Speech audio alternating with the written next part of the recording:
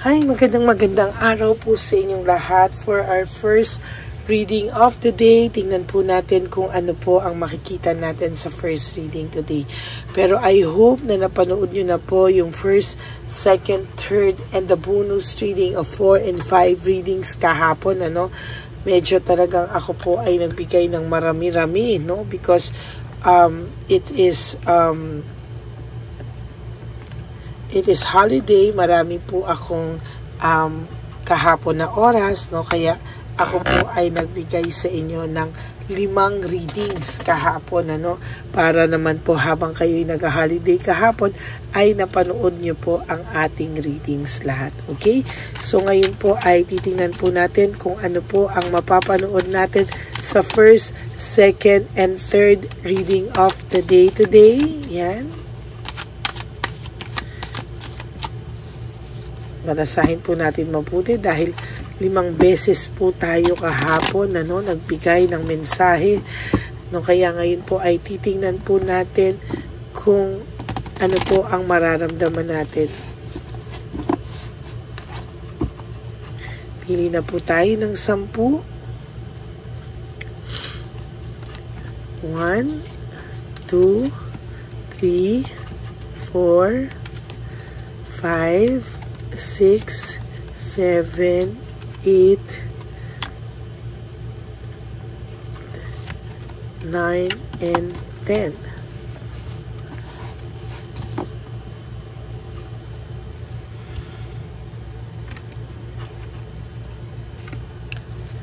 Okay.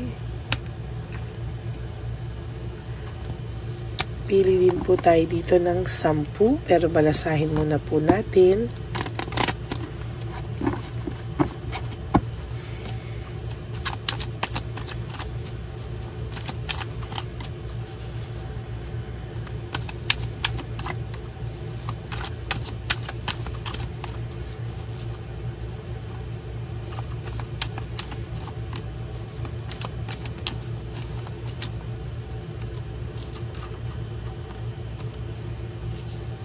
Okay.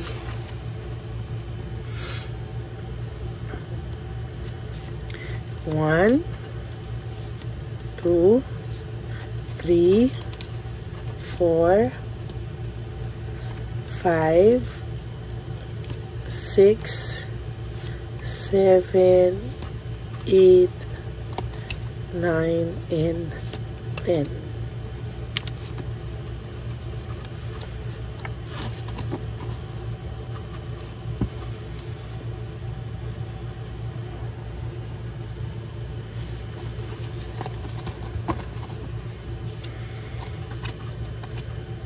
Yan.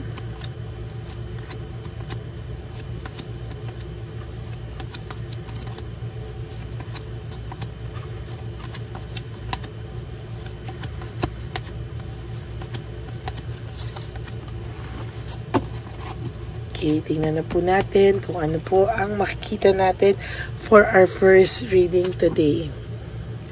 For your first card, it is all about impulsiveness. Lagi ko po itong nabubunot, mga kapatid, no? Lagi ko pong nakikita ang cards na to kahit sa tarot cards. One natin ito at ito. Talagang nakikita ko po talaga, no, na lagi pong lumalabas itong impulsiveness. Na lahat po ng nangyayari sa inyo, it is all about being impulsive, hindi pinag-isipan, Kaya ngayon po, kagabi po, di ba, sinabi ko sa iyo kung ang tanong mo po ay kung nalulungkot siya. Yes, nalulungkot po ito, naiisip ka po nito.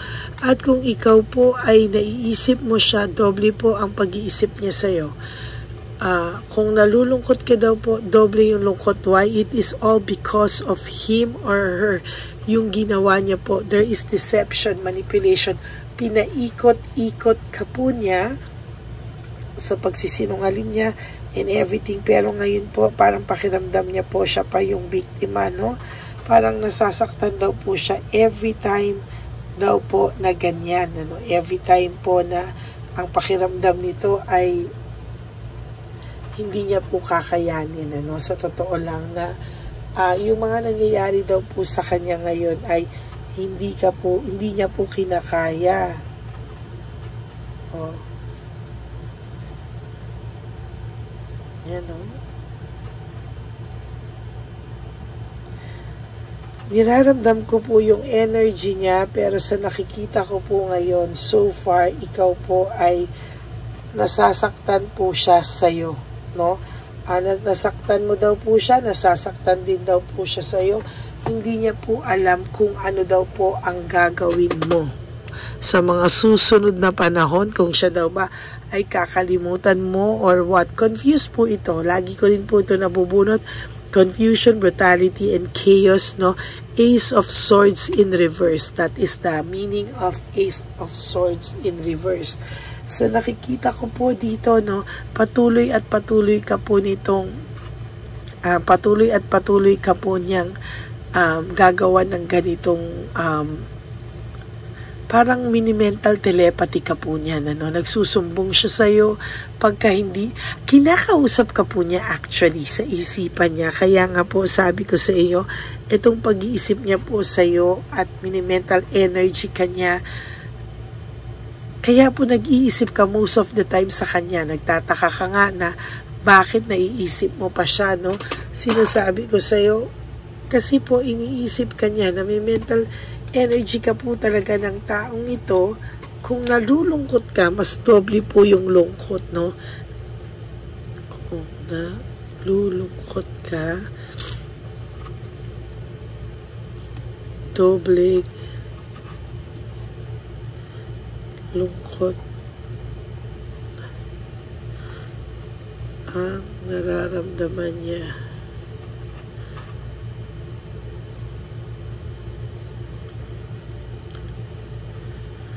At kung iniisip mo siya,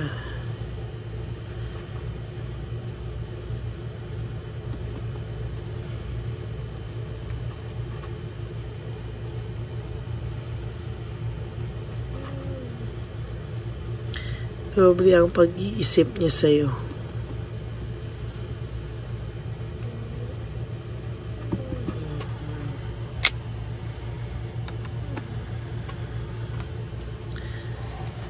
Ayan po, kung nalulungkot ka, dobleng lungkot ang nararamdaman niya. Kung iniisip mo siya, doble ang pag-iisip niya sa'yo, no? Sa mga oras po na to, sinasabi ko sa'yo na ang taong ito po ay naiisip ka, no? Doble po ang pag-iisip niya sa'yo. Why? Hindi niya po alam kung ano daw po ang nangyayari rin sa'yo. Naiisip niya rin po lahat ng suporta mo sa kanya, lahat po ng nangyari at pinagsamahan nyo na kung baga sa iyo daw po ay hindi pa raw po na problema pa lang po siya, tinapos mo na agad ang problema niya. Ngayon po kasi sa kasama niya po ngayon, to be honest with you, nahihirapan po siya dahil hindi niya po maintindihan kung ano raw po ang pakiramdam niya ngayon. Ano? Sa totoo lang po, sa mga oras na to, nahihirapan po ang taong ito. Why? Kasi po ngayon pakiramdam niya mag-isa na po siya sa buhay, no? There's home conflict, lack of support. Sa totoo lang po, sa nakikita ko po dito ay talagang malungkot po itong person na ito, no? Ang kailangan po ng taong ito sa totoo lang ay lakas ng loob, no? Lakas ng loob para po makagawa siya ng way kung paano po kayo magkakausap dalawa, no? To be honest with you, wala po tong lakas ng loob. Dala-dala niya pa rin po yung lungkot sa inyong paghihiwalay, loss and separation.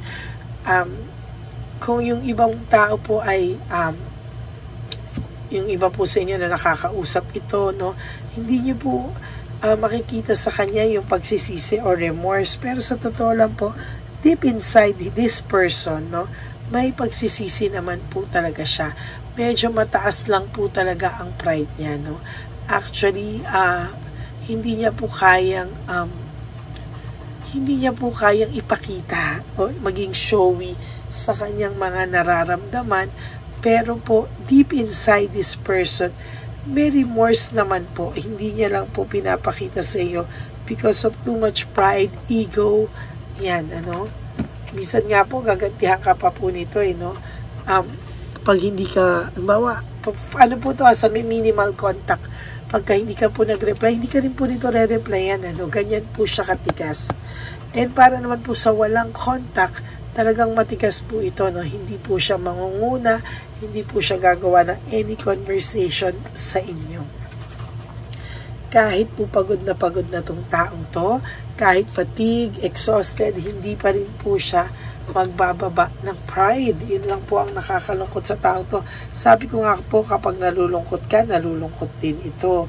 Kapag po sad ka, pagka po iniisip mo siya, iniisip ka din po niya ng doble, no? Sa totoo lang po, nahihirapan po siya. Hindi niya po alam kung ano po ang gagawin niya. Yan, nahihirapan po siya talaga Hindi niya po akalain na ganyan ang mangyayari sa inyo. And to tell you honestly, nahihirapan po siya. Alam mo, isa lang naman po ang kailangan niyang gawin. Tanggapin niya po at ibaba po ang pride niya. Pero hindi niya po magawa. Hindi niya po talaga magawa. And sinasabi ko po sa iyo, nalulungkot ako sa kanya.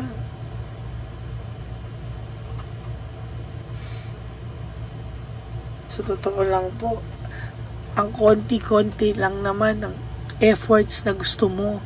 Yung maramdaman mo lang yung sincere na sorry, pero bakit hindi niya po magawa, no? Nalulungkot ka po kasi somehow naiisip mo na bakit hindi niya magawa sa'yo yung ganyang pagsusorry, no?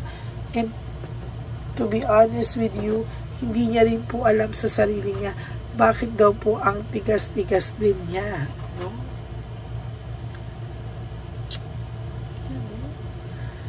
Isa lang po ang kailangan niya gawin para matapos lahat ng paglulungkot niya.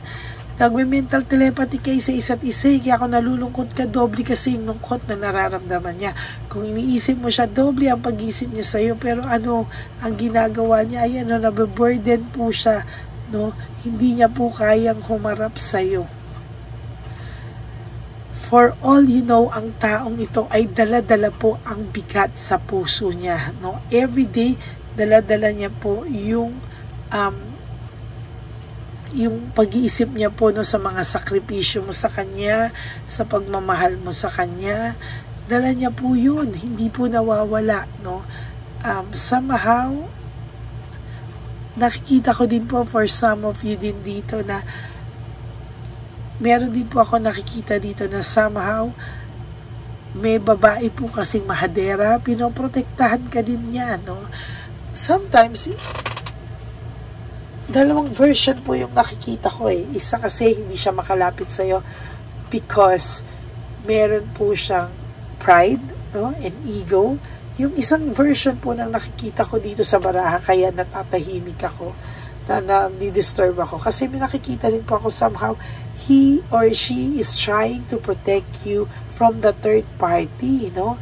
Kasi para pong ginugulo ka o guguluhin ka or magiging miserable yung buhay mo pagka minessage niya, no? Somehow baka hindi niya po kaya. Parang meron din ako nakikita dito na somehow siya yung nagsasakripisyo dahil very disorganized yung babae, overwhelming, loss of balance, pabugso-bugso, pwede ka daw pong sugurin anytime, no? Pwede ka po niyang sugurin, pwede ka po niyang tuklawin, no? Hindi niya po kakayanin, sa totoo lang isipin talaga, no? Sa totoo lang po, sa naiisip ko dito, yan, no? Yan, no? Ay.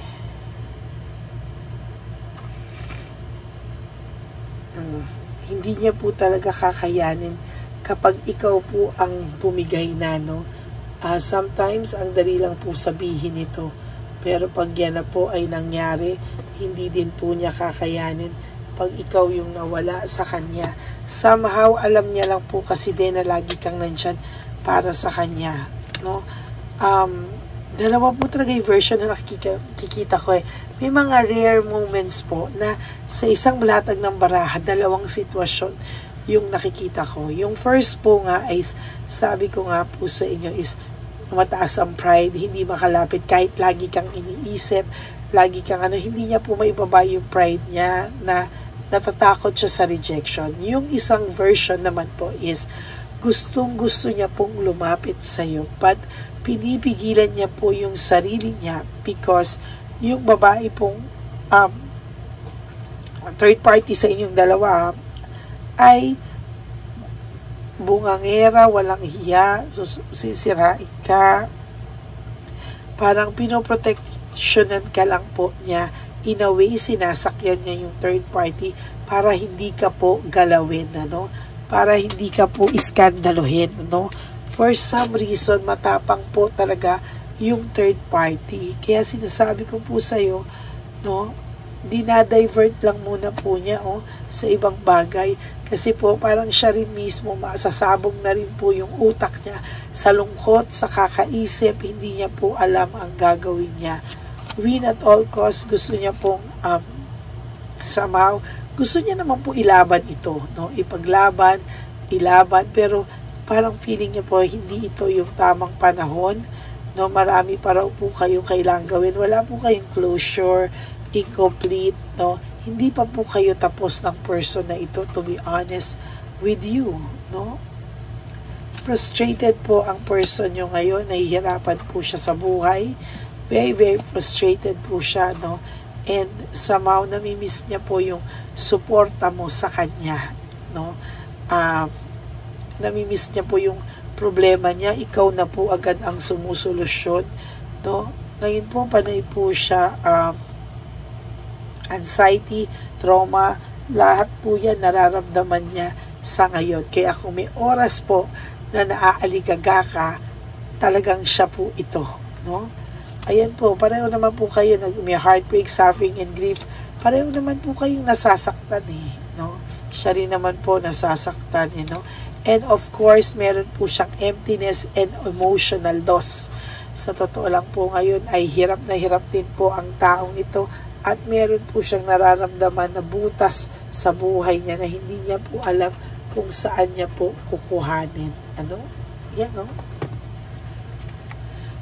Nag-iisip-isip po ang taong ito. Yun nga yung sinasabi ko sa iyo. Kung sinasabi mo na naiisip mo siya, doble, triple po ang pag-iisip sa inang taong ito, Somehow, akala mo po, walang pakialam sa ito, pero hindi po, kahit ano pa po ang pakita niya sa iyo, talaga po, ang totoong nararamdaman niya is, meron pa po talagang pagmamahal ito sa iyo, at talagang mahal ka pa rin po talaga nito. Mini-mental telepathy ka nga po niya most of the time, pag hindi ka po makatulog, siya yun. And pag hindi rin po siya makatulog, ikaw din yun. Nasisihin niyo lang po ang isa't isa. Yung depression niyo po na nararamdaman, doble, triple po ang depression nararamdaman niya kesa sa iyo. So yan po ang ating first reading of the day. Gusto pong ipakita sa iyo ng Divine Universe na kung nalulungkot ka daw po, doble ang lungkot na nararamdaman niya. At kung iniisip mo siya, doble ang pag-iisip niya sa iyo. So that's it for your first reading of the day. I hope lahat po kayo or somehow part of my readings ay naka-resonate po kayo. And if you do, can you please give me a like and comment down below para naman po alam natin kung ano po ang inyong comments and suggestions dito po. So maraming salamat po sa inyong lahat, and I hope and pray na sana po ay nakapulot po kayo ng mensahe sa araw na ito. And for those of you who would like to have a private reading with me, you can message me po at Ladyly Elena. That's Ladyly Elena. Nasa dulo po yan ng ating video. Diyan nyo lang po ako pwedeng makontak. That's my only official and legit FB account. Ayan. And yun nga po, maraming pong salamat sa inyo sa inyong patuloy po na pagsubaybay sa akin na kahit ang dami pong lumalabas na mga tarot card readers ay hinahanap at patuloy nyo pa rin po akong hinahanap, no? Maraming salamat po. And please, no skipping of ads po. Tulong nyo na po yan sa ating channel. And of course, nagpapasalamat po ako sa lahat sa inyo na walang sawang sumusubaybay, ang aking mga ever loyal and solid Lady Elena friends, family, and subscribers. I love you all from the bottom of my heart. And for those of you who would like to give me a super thanks for this video, nako, magiging grateful po ako, lalo na po ngayon na meron na po tayong One Love a Day again sa elderly po yan, ano. Mangyayari po yan, sorry, nagkamali po ako ng date ng announce, no. September 15 ko po gagawin yan. Nagsisimula na po kami mag-ipon ng mga goods, no, para ipapamigay sa ating matatanda. Nandiyan po yung bibili po tayo ng mga lalagay natin sa ating loot bags, no, para po makuha po nila at matuwa po sila sa atin pong gagawin para sa kanila na random. Hindi po nila alam, hindi rin po namin alam sino ang mabibigyan natin. Gusto ko po talaga yung mga matatanda na nagtatrabaho pa, na dapat ay nagpapahinga sa bahay, ine-enjoy yung buhay, no? Gusto ko pong makahanap ng mga ganon. At yung mga taong less fortunate na matatanda talaga sa kalye, gusto ko pong maghanap niya ng isang buong araw. Mag-charity po tayo for One Love a Day. Okay? Maraming salamat po sa inyo. God bless you all. And sana po maging successful po ito, no? Kaya lahat po ng donations ng super thanks at mga videos ko ngayon, and of course yung mga private readings, will go to dyan po sa ating One Love a Day. Okay? So maraming salamat po sa inyong lahat. Okay? God bless you all. I love you all. And sana po ay mas maging masaya pa po kayo sa mga susunod na araw ng buhay nyo. Huwag nyo pong palungkotin. Ano? Sabi ko nga po, life is too short. Don't make it shorter by stressing yourself from all the pains and heartaches na binigay sa inyo na kahapon. Just surrender everything to the divine universe and just let go and let God write your life and love story.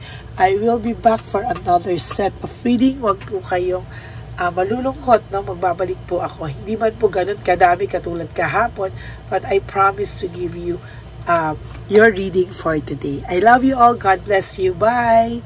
Mag-ingat po kayo and have a happy Tuesday ahead of you. Bye-bye po!